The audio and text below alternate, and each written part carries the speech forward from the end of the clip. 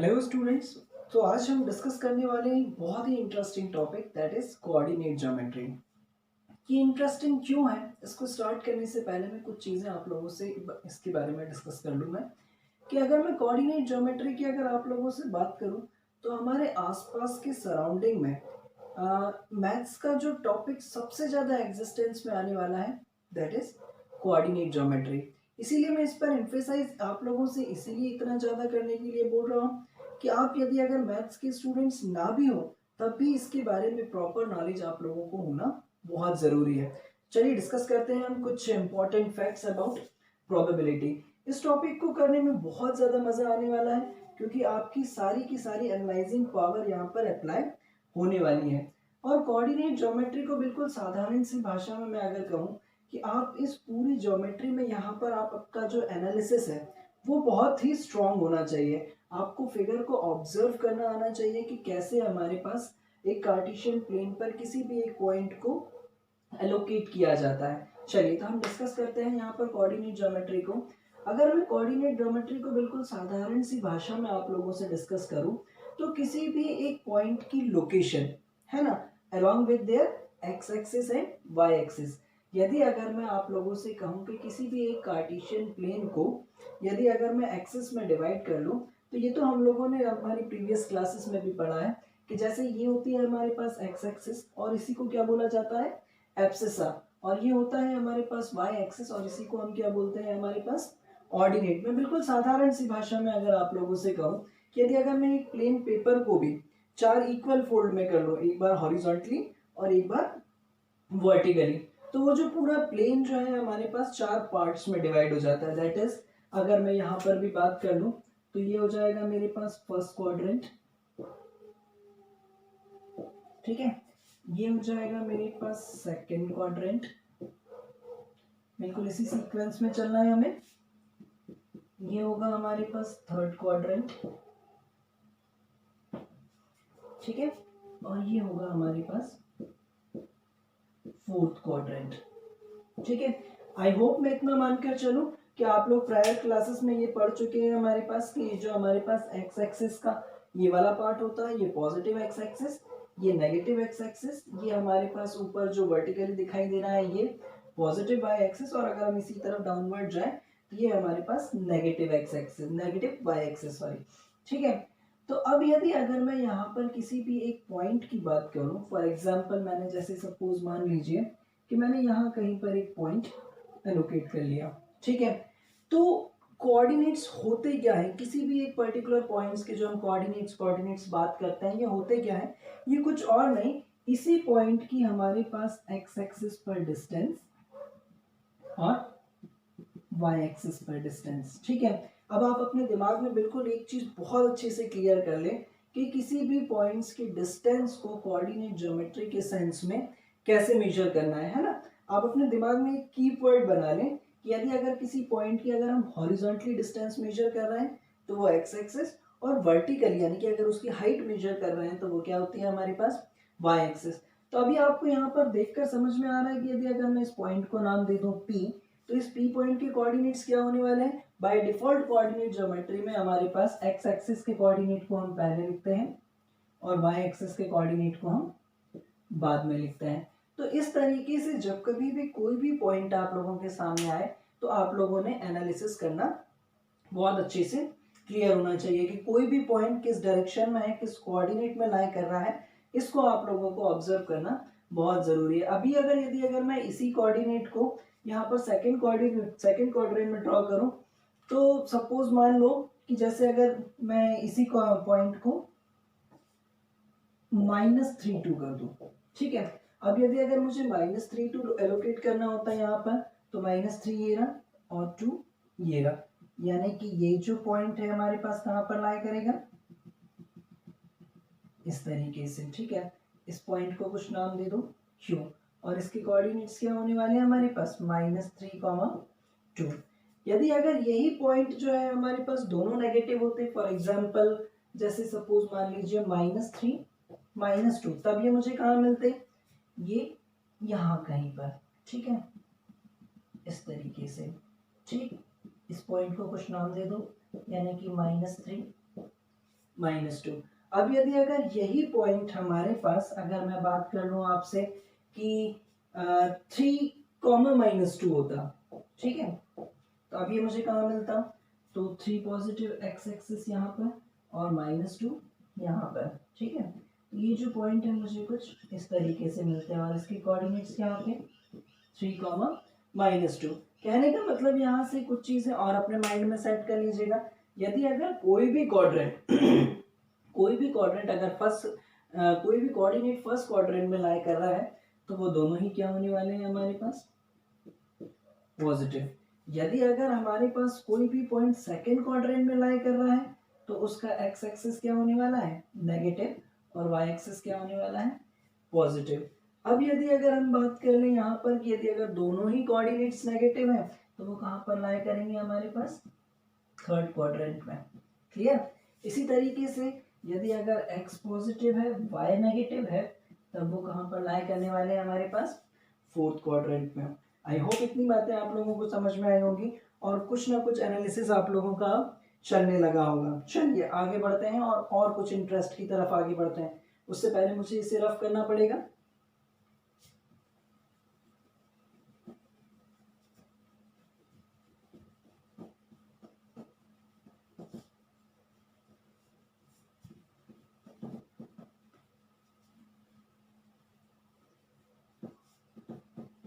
चलिए कुछ चीजें और एनालिसिस करिए। अब सपोज मेरे पास एक प्लेन है और ये मेरे पास एक्सिस, ठीक है। तो ये दोनों एक्सिस जहां कहीं पर भी मीट करते हैं ये कहलाता है हमारे पास ओरिजिन, ठीक है। अब यदि अगर कोई भी पॉइंट मेरे पास एक्स एक्सिस पर लाई कर रहा है, सिर्फ एक्स एक्सिस पर, ठीक है, बहुत ध्यान से समझिएगा जरा। यदि अगर कोई भी पॉइंट सिर्फ मेरे पास एक्स एक्सिस पर लाई कर रहा है तो उसके कोऑर्डिनेट्स क्या होने वाले हैं मेरे पास, x, 0। यदि अगर कोई भी पॉइंट मेरे पास अगर सिर्फ y एक्सिस पर लाई कर रहा है तो उसके कोऑर्डिनेट्स क्या होने वाले हैं मेरे पास, 0, y। बाय डिफॉल्ट हम x एक्सिस के कोऑर्डिनेट्स को पहले लिखते हैं देन y एक्सिस के कोऑर्डिनेट्स को, ठीक है। अगर मेरे पास कोई भी पॉइंट यहाँ पर लाई कर रहा है ओरिजिन पर तो उसके कोऑर्डिनेट्स क्या होने वाले हैं, 0, 0। यहाँ से कुछ कॉन्सेप्ट्स अपने बनाते चलना बहुत अच्छे से। यदि अगर कोई भी हमारे पास लाइन अगर पैरेलल है किसके, एक्स एक्सिस के, तो वो डेफिनेटली परपेंडिकुलर होगी किस पर, वाई एक्सिस पर। और यदि अगर कोई लाइन परपेंडिकुलर है हमारे पास एक्स एक्सिस पर तो वो डेफिनेटली पैरेलल होगी किसके, वाई एक्सिस पर, ठीक है। तो यहाँ से धीरे धीरे अपने जो कॉन्सेप्ट्स हैं उनको बनाते चलिएगा। चलिए और आगे बढ़ते हैं हम कुछ और इंटरेस्ट की तरफ।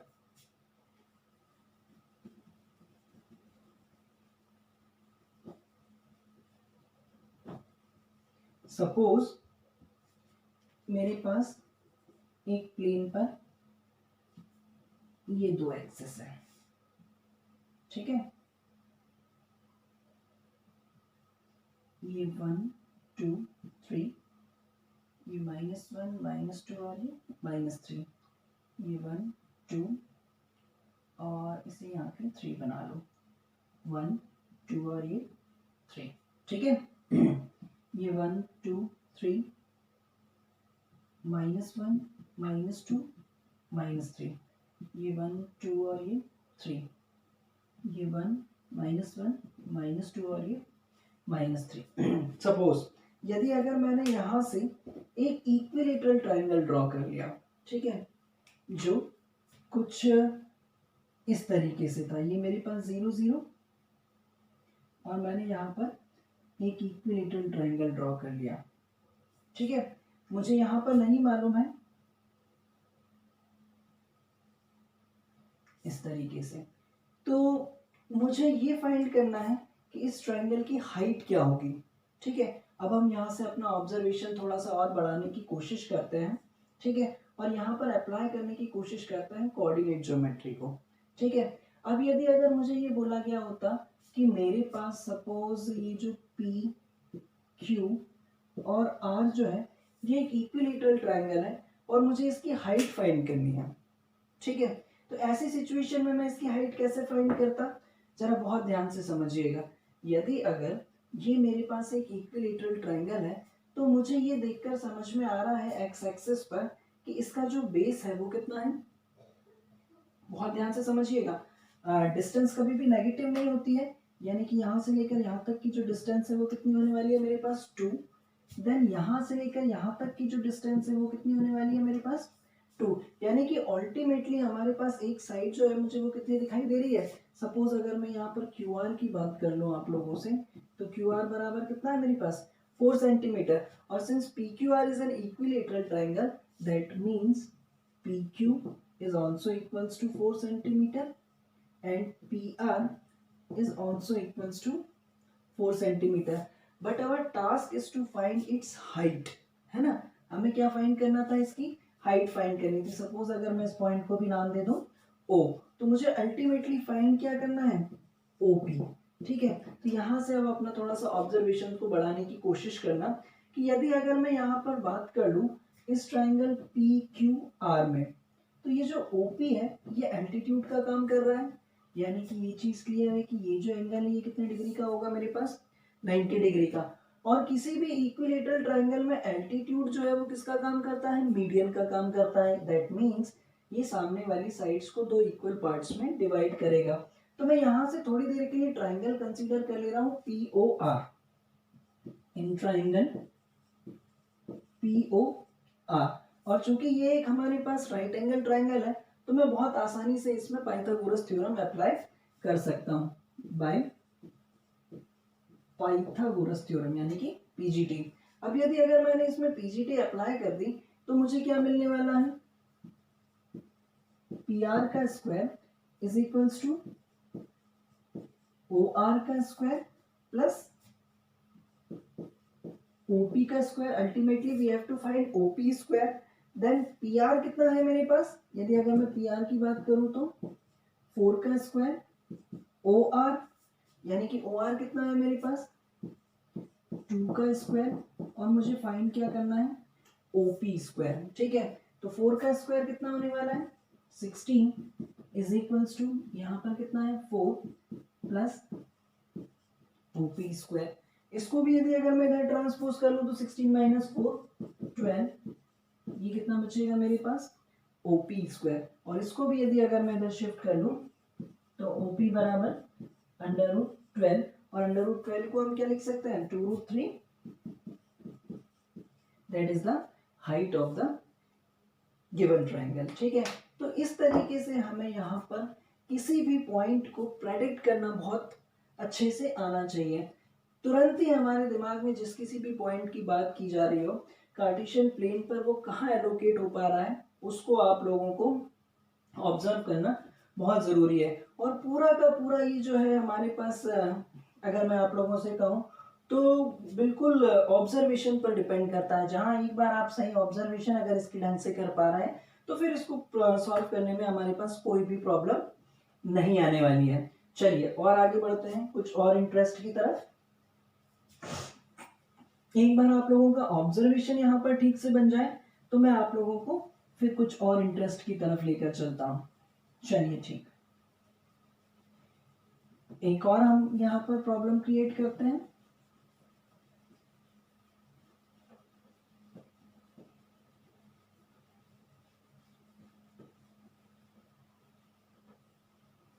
Suppose we have a triangle, एक ट्राइंगल है हमारे पास ABC। ठीक है, जिसके कोऑर्डिनेट्स क्या ले रहे हैं हम, सपोज कर ले रहे हैं वो क्या क्या है हमारे पास 0 0 4,0 एंड 0,4। ठीक है, अब अपन इसका एरिया निकालते हैं। ठीक, और इसका एरिया निकालने के लिए सबसे पहले हमारे दिमाग में इसका ऑब्जर्वेशन आ जाना चाहिए कि कैसे ये कार्टेशियन प्लेन पर बन रहा होगा। ठीक है, यदि अगर मैं इसकी बात कर लूं तो यहाँ पर 1 2 3 4, ये 1 2 3 और ये 4। ठीक है, नेगेटिव है नहीं तो मैं इस साइड नहीं बना रहा हूँ कुछ भी। 1 2 3 4, ये 1 2 3 और ये 4। ठीक है, इसको हम देखें कि ये जो ट्रायंगल ये बन कैसे रहा होगा। जो मेन टास्क है हमारा कि हम एक बार ऑब्जर्व करना सीख पाए कि कोई भी जो पॉइंट है वो कहाँ पर कैसे प्लॉट हो रहा है। तो सबसे पहले अगर मैं बात करूँ 0 0, तो ये पॉइंट जो होगा वो कहाँ पर होगा मेरे पास, ओरिजिन पर। ठीक है, जिसके कोऑर्डिनेट्स क्या है मेरे पास 0 0। देन है हमारे पास 4,0, देन मतलब ये जो पॉइंट है ये यहाँ कहीं बन रहा होगा। ठीक, इसी तरीके से 0,4 यानी कि 0 यहाँ पर और 4 जो है वो y एक्सिस पर यहाँ कहीं पर बन रहा होगा। यानी कि ये जो पूरा ट्राइंगल है ये कुछ इस तरीके का होगा। अल्टीमेटली हमें ये भी अब समझ में आने लगा है कि ये जो ट्राइंगल है ये क्या है, राइट ट्राइंगल है। तो अब इसका जो एरिया निकालना है उसमें हमारे पास कोई भी प्रॉब्लम हमें नहीं होने वाली है, और अल्टीमेटली हम डायरेक्टली यहाँ पर एरिया ऑफ ट्राइंगल ABC बिल्कुल जनरल फॉर्मूला यहाँ पर अप्लाई करें 1/2 बेस इंटू हाइट, है ना। और अब हमें यहाँ पर प्लेन पर देखकर समझ में आ रहा है कि इसका बेस क्या है हमारे पास 4 और हाइट भी कितनी है 4। तो ये कितना आ जाएगा हमारे पास 1/2 इंटू 16, और इसको भी यदि अगर मैं सॉल्व कर लूँ तो मुझे कितना मिलने वाला है 8 स्क्वायर यूनिट। ठीक है, तो इस तरीके से आई होप अब आप लोगों का ऑब्जर्वेशन बनने लगा होगा। चलिए, तो मैं बढ़ता हूँ कुछ और इम्पोर्टेंट कॉन्सेप्ट्स की तरफ जो एग्जाम पॉइंट ऑफ व्यू से बहुत इंपॉर्टेंट होने वाले हैं। चलिए, इससे पहले मैं इसे रफ करूं।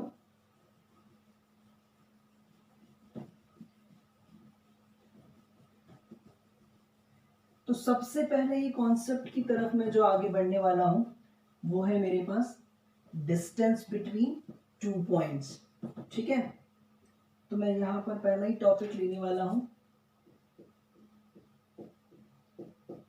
Distance between 2 points.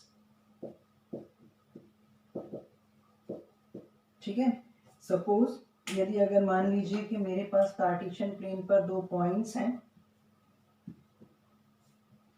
ये रहा मेरे पास एक कोई पॉइंट A और यहाँ कहीं पर है मेरे पास कोई दूसरा पॉइंट B। इस A पॉइंट के जो कोऑर्डिनेट्स हैं मैं इसको क्या मान ले रहा हूँ, इसके जो कोऑर्डिनेट्स हैं मेरे पास x1 y1 और इसके जो कोऑर्डिनेट्स हैं ये है मेरे पास x2 y2। Now we have to find the distance between 2 points, है ना। अल्टीमेटली हमें क्या फाइंड करना है, AB के बीच का डिस्टेंस फाइंड करना है। तो डिस्टेंस फॉर्मूला क्या होता है यहाँ पर, AB is equals to x2 minus x1 का whole square plus y2 minus y1 का होल स्क्वायर। इन सारे फॉर्मूलेस का जो डेरिवेशन है वो मैं आपको एक सेपरेट वीडियो में आप लोगों के लिए मैंने बनाया हुआ है। आप चाहें तो इनके डेरिवेशंस भी देख सकते हैं कि कैसे ये फॉर्मूले भी डिराइव किए जाते हैं। ठीक है, तो अभी फिलहाल के लिए हमारे पास यदि अगर 2 पॉइंट्स के बीच का डिस्टेंस हमें निकालना हो तो ए बी बराबर क्या होता है x2 माइनस x1 और ये क्या हो जाएगा हमारे पास y2 माइनस y1 का होल स्क्वायर। यदि अगर मैं यहाँ पर प्रैक्टिकली एक एग्जांपल भी कंसीडर कर लूँ, सपोज यदि अगर मान लीजिए कि a जो कोई पॉइंट है वो हमारे पास जिसके कोऑर्डिनेट्स थे क्या 2,3 और b पॉइंट्स अगर हम यहाँ पर ले रहे हैं जिसके कोऑर्डिनेट है सपोज मान लो कुछ 7,9। यदि अगर मुझे ए बी के बीच का डिस्टेंस निकालना होता तो मैं यहाँ पर क्या करता, ए बी बराबर, अब आपके पास यहाँ से कोई बाउंडेशन नहीं है, आप किसी को भी x1 y1 मान लें और इसको क्या मान लें x2 y2 मान लें। तो यदि जैसे ही मैं इनको फॉर्मूले में अप्लाई करूँ तो मुझे इन दोनों के बीच का डिस्टेंस क्या मिलने वाला है, जरा बहुत ध्यान से समझिएगा। x2 माइनस x1 यानी कि 7 माइनस 2 5। ठीक है, 7 माइनस 2 का होल स्क्वायर प्लस 9 माइनस 3 यानी कि 6, 9 माइनस 3 का होल स्क्वायर। इसको जब मैं सॉल्व करूं तो 7 माइनस 2 5 यानी कि 5 का स्क्वायर, 9 माइनस 3 6 यानी कि 6 का स्क्वायर। अल्टीमेटली क्या मिलने वाला है हमें 25 प्लस 36। ठीक है, तो ये कितना हो जाएगा हमारे पास 6 और 5 11 कैरी 1 3 2 5 और 1 6, तो ये आ जाएगा हमारे पास √61। तो इस तरीके से आप कभी भी कोऑर्डिनेट्स की थ्रू कोऑर्डिनेट्स की हेल्प से 2 पॉइंट्स के बीच का डिस्टेंस आसानी से कैलकुलेट कर सकते हैं। चलिए बढ़ता हूं मैं हमारे नेक्स्ट कॉन्सेप्ट की तरफ। ये भी इंपॉर्टेंट है। इससे पहले मैं इसको रफ करूं, आप लोग पॉज कीजिएगा इसको नोट करने के लिए।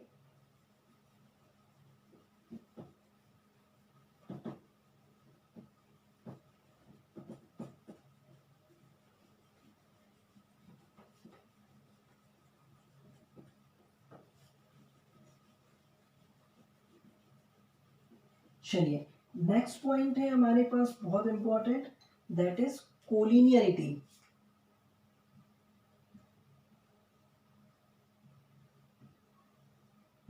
कोलिनियरिटी, ठीक है, या फिर अगर मैं बोलूं आप लोगों से कोलिनियरिटी ऑफ 3 पॉइंट्स, ठीक है। तो सबसे पहले तो आप इसका मतलब समझ लीजिए कि कोलिनियरिटी का मतलब क्या होता है। यदि अगर हम कार्टेशियन प्लेन पर किसी 3 पॉइंट्स की बात करें या फिर और भी ज़्यादा पॉइंट्स की बात करें, तो यदि अगर वो एक ही स्ट्रेट लाइन में लाई कर रहे हैं तो ऐसे पॉइंट्स को हम क्या बोलते हैं, कोलिनियर पॉइंट्स बोलते हैं। फॉर एग्जाम्पल जैसे सपोज मान लीजिए कि यहाँ पर मेरे पास कोई 3 पॉइंट है ए बी और सी, ठीक है, ए बी और ये सी।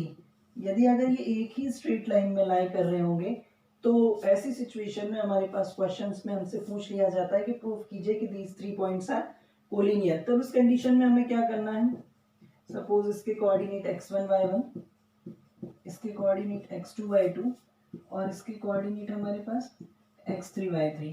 तब ऐसी सिचुएशन में आपके पास क्या बचता है कि आप सबसे पहले ए बी के बीच का डिस्टेंस निकालें, देन बी सी के बीच का डिस्टेंस निकालें, देन एट लास्ट ए से लेकर सी तक का डिस्टेंस निकालें, ठीक है। अल्टीमेटली ये केवल मैंने एग्जांपल के लिए आप लोगों से लिया है। जब कभी भी ऐसा होता है तो हमारे पास करना क्या पड़ता है, आप उन तीनों पॉइंट्स के बीच का डिस्टेंस निकालें। सपोज अगर ए बी सी है तो A B B C and C है, तो उसमें से जो भी बड़ी डिस्टेंस आएगी, सपोज जैसे यहाँ पर हमें क्या दिखाई दे रहा है, यदि अगर ए सी डिस्टेंस हमारे पास बड़ी आई है तो वो जो है वो बाकी डिस्टेंस के सम के बराबर होगा, यानी कि वो इस सिचुएशन को सेटिस्फाई करेगा यदि अगर वो तीनों पॉइंट्स क्या होंगे हमारे पास, कोलिनियर होंगे।